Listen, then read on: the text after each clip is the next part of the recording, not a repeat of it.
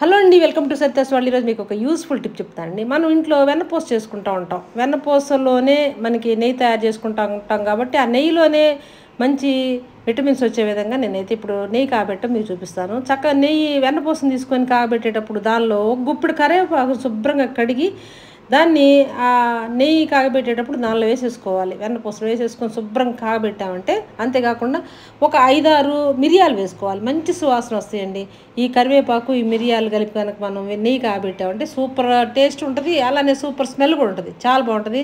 వెంటనే మనం ఈ విధంగా కాగిన తర్వాత వడపోసుకోవాలి. ఈ పిల్లలు ఈ కరివేపాకు అంటే నేరి పారేస్తూ ఉంటారు. కరివేపాకు అనేది కనపడకుండా దానిలో ఉండే విటమిన్స్ మొత్తం మనకి నెయ్యిలోకి వచ్చేస్తాయి కాబట్టి శుభ్రంగా పిల్లలకు చాలా బాగా ఉపయోగపడుద్ది.